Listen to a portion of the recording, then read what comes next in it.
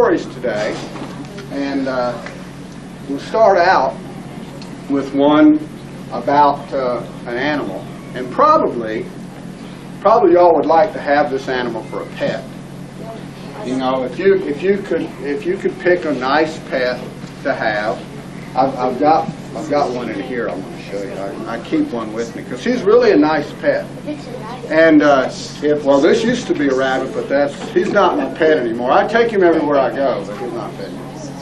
But you know, there's all kinds of pets. You know, some of y'all probably have dogs, right? Cats, maybe a hamster, goldfish, or something like that. Well, just imagine if you could pick the perfect kind of pet. You know, it would probably be, if you think about a perfect pet, you could take it wherever you went, right? It'd like fit in your pocket maybe, and you could take it with you and stuff. And when you went to bed at night, the pet could sleep right next to you in the bed, and maybe he might even crawl up on your face, you know, and snuggle up close to you. Wouldn't you like to have a spider for a pet? No? Oh, yes, a spider would be a really cool pet. The only thing with a pet spider is you have to be real careful where you walk. Because when you take your pet out for a walk, and you step on, if you step on a German Shepherd, it doesn't hurt him too much, does it? You might go, oh! If you step on a spider, he kind of goes, and then you don't have him. Yeah, you have to be real careful when you pet him, too. You don't want to pet him real hard. But this spider, this spider has a name. Now, this story about a spider comes all the way from across the ocean, way over from Africa. Okay? And the story for this spider came over hundreds of years ago by way of slave ships. And not the spider, but the story. Well, there were probably some spiders on there too. But this story is about a spider, and this spider's name is Anansi. Now, Anansi may sound like an odd name for a spider, but Anansi didn't think so. But Anansi lived way out in the jungle, okay? And there were no people around, just other animals. And Anansi was upset about one thing. All the stories that all the animals told in the jungle were about one particular animal. Now, how many of y'all know what the king of the jungle is? What animal is the king of the jungle? The lion, right? Okay, yeah. Well, all the stories were about the lion. It was the lion did this, and the lion did that, and the lion this, and lion. And Anansi was upset because there was no stories about spiders. Only stories about lions. So Anansi went to the lion one day, the king of the jungle, and he climbed down out of the tree, and he went right up to the lion. And the lion looked down and he said, "Anansi, what are you doing here?" Anansi looked up at the lion and said, "Look, I was just wondering if you would consider maybe one story about a spider." "What? A spider? Tiny little thing like that? Who would want to hear a story about a spider anyway? What good are they?" Anansi was a little bit afraid, but he had a lot of perseverance. You know, he didn't give up. So he kept, every day he'd come to the lion and he'd ask the lion. And finally, one day, the lion got tired of this, and so he said, "Anansi, I'll tell you what I'll do. If you can capture the snake, I will have a story about you. In fact, all of the stories will be about Anansi the spider." Now, Anansi, you know, did you know spiders don't have eyes? They can see.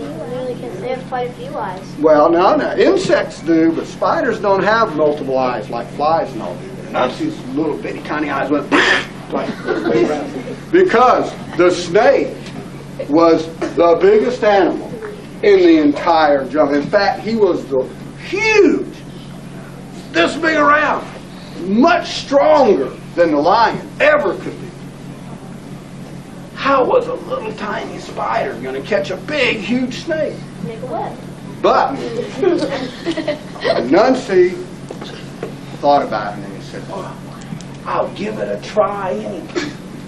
So he went out to the woods because he knew that every morning the snake would leave his house and he'd crawl down a trail all the way to the other side, down to the river, and he'd lay out on the bank in the sun. So Anansi knew right where he went every day. So he got up in a tree and he watched. And sure enough, here came the snake. He came crawling down the path.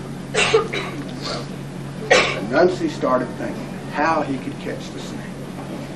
And he thought, I know. I'll build a snare. And so during the night, he took and he bent down a tree and he put a big snare right in the middle of the path where the snake would crawl by. Sure enough, the next morning, here comes the snake. He come crawling down the path. And he crawled right through the middle of the snare. And when he get right in the middle of the snare, Anansi, he'd trip it, and the snare go shoo around the snake. And the snake, he just keep on crawling. He too big, too heavy, just break the rope. Anansi, he looked down at the snake and going by and he goes, no, that idea not very good. So he gets to thinking some more. And he said, oh yeah, I know what I do. I dig a long, deep hole down in the ground. And in the bottom of the hole, I put the snake's favorite food, the banana. And around the top of the hole, I smeared a real slippery stuff. And when the snake, he come along, and he smelled the banana, he go down in the hole, and he can't get back out. And so I catch the snake. So all night long, Anansi dug the hole way deep.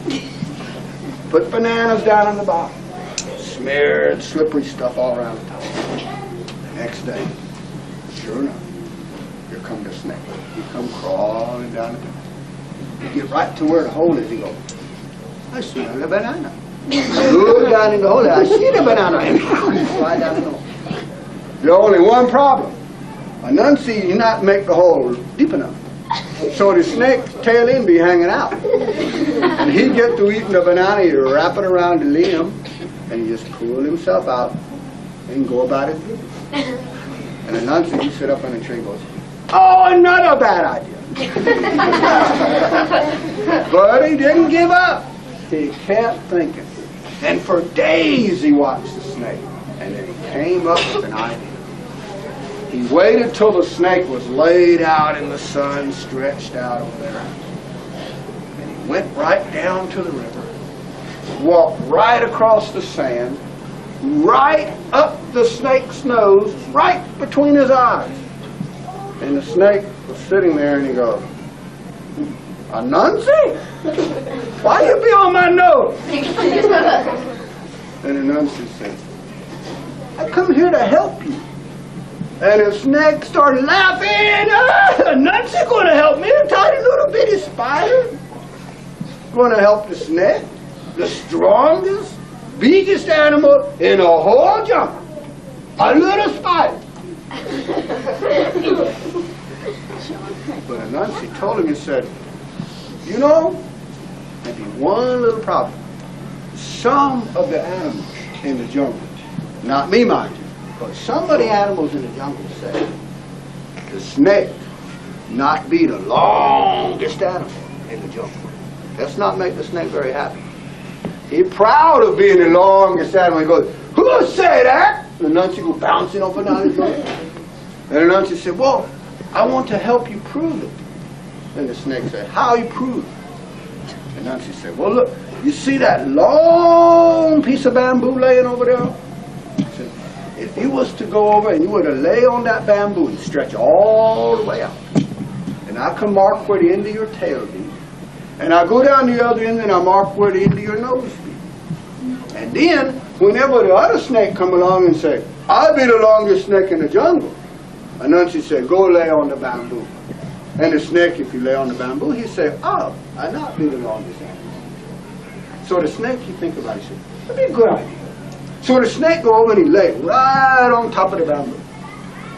And Anansi, he come over, he walked down to the tail, and he walked down to the nose, And he walked back under the tail again. He walked back up to the nose and he goes, it ain't going to work. And the snake said, why not?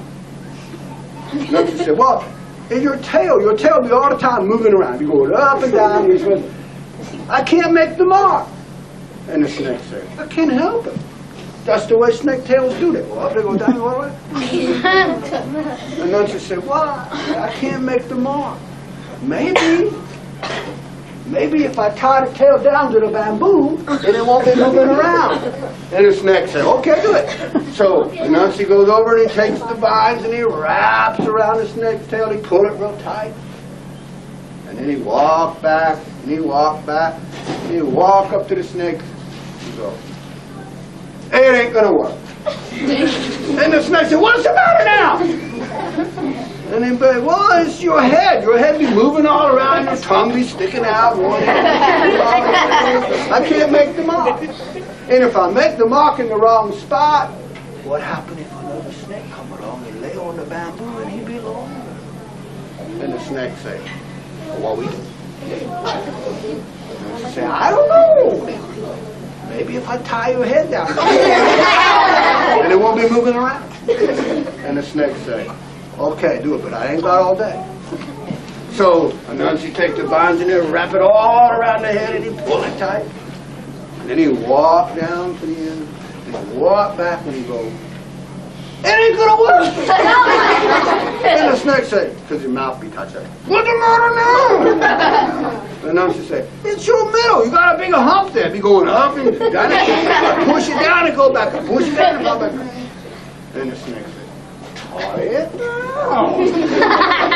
So Anansi takes the vine and he wrap it all around the middle and he pull it real tight. And then he walks back up to the snake. And he crawled right up on the snake's nose, right between his eyes. And the snake said, Anansi, get off my nose. And Anansi said, can you make me? And the snake, he said, no, I can't make you. Let me tie it all up. And Anansi said, does that mean maybe you be caught? And the snake said, untie me! And Anansi said, I'll be back in a minute. And so he goes out and he finds a lion. The lion's sitting on a big rock in the middle of the jungle. And Anansi come up and he tell the lion, I catch the snake. The lion goes, and Anansi goes, and then he come back up on the rock and say, I catch the snake. And the lion be laughing. Anansi don't catch the snake. His neck too big. And Anansi keep telling him, finally the lion he comes and he walk out to the river. And there he see the snake be tied to the bamboo. Can't go nowhere. And so the lion called all the animals in the jungle, and they all gathered around. And the lion get up on top of the big rock, and he make an announcement. He say, Anansi, the bravest animal in the whole jungle, it's the snake. From now on, all of the stories, they don't be about lion no more. They be about Anansi the Spider. And you know that's true. Because if you were to go over to Africa today, and you were to go into a town or a village, a community or whatever, and you would go in and you'd find a storyteller just like me, and he'd be there, you know, and you'd say, tell me a story. Who would he probably tell you a story about? Now, remember I told you that the Anansi stories came over here by way of your ancestors, the slaves, hundreds of years ago and stuff? Well, when they got over here, now, this is really interesting, because when they got over here, you know, do y'all really like spiders to be like all over your house and stuff? No. Probably not, you know. But you know, there is an animal that most everybody likes. In fact, I saw a lady walking through here carrying one a little bitty little. No, a little fuzzy thing with long ears. A rabbit. A rabbit. A mouse. But no, it's a rabbit. Now, when they brought the Anansi stories here, okay, when they brought the stories here, and they started telling them, and they were using spiders and snakes and all this kind of stuff, people were, ew, I don't like spiders. So they started changing the animals around. And they came up and they changed Anansi to a rabbit. And they called him Brer Rabbit. Oh, I know these. Yeah, Uncle Remus stories. And if any of y'all have ever seen Disney's Song of the South, it's about all the stories. All of those stories, all the Uncle Remus stories, came all the way over from Africa as Anansi stories. And because people liked rabbits and they thought they were cute, people liked the stories. But if you take all those stories and you take them way back, they go all the way back to Africa. And Anansi was the hero, not Brer Rabbit. He was the one that tricked everybody and did all the stuff. So if you get a chance in the library here sometime, check out a book of Uncle Remus's stories, you know, Brer Rabbit and all those animals, and you'll find when you read them, when you get to the part about Brer Rabbit, just think about a spider instead of a rabbit. And maybe when you get to the bear, think about another animal, like maybe a tiger, or a cheetah, or a snake, or something. And think of different animals in those spots, and you probably get close to what the real original story is like. Now,